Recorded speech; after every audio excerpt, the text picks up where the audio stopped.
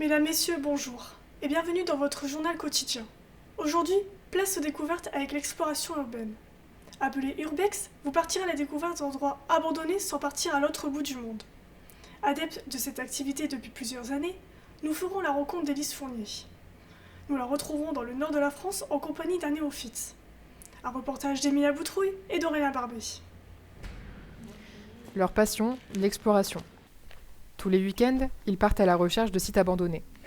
Ce jour-là, ils vont découvrir le site minier d'Arambert. Ça fait que 2 mois que je fais de l'urbex. Je suis étudiant en architecture. Les limites de la théorie sont vite visibles dans le dessin. Du coup, je suis allé voir Élise de Meurot, vu que tout le monde savait qu'elle faisait de l'urbex. Et elle m'a montré comment ça marche. Et c'est vrai que ça m'a permis de faire des dessins un peu plus vivants parce que sur place, on ressent l'histoire qui a eu lieu. J'ai débuté l'urbex, je devais avoir 8 ans. C'était mon père qui m'a amené tous les week-ends.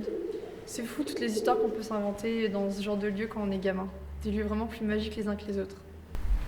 L'urbex date du début des années 80. Il consiste à accéder à des lieux abandonnés dans le but de découvrir et s'émerveiller, sans dégrader ni casser.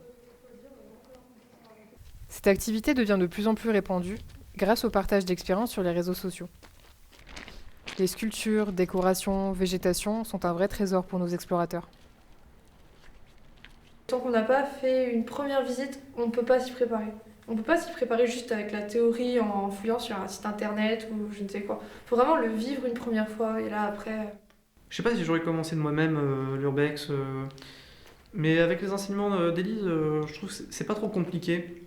En soi, il y a un petit peu de règles, un petit peu d'équipement à avoir, mais la première fois qu'on est dans cet environnement, on le respecte tellement qu'en soi, les règles, on les suit sans s'en rendre compte. À l'avenir, Élise rêve d'explorer le fameux parc d'attractions du nom de Parkland à Tokyo, un lieu des plus connus dans le monde de l'urbex. Quant à Aurélien, il est parfaitement décidé à continuer ses études d'architecture. Nous ne pouvons que leur souhaiter une bonne réussite.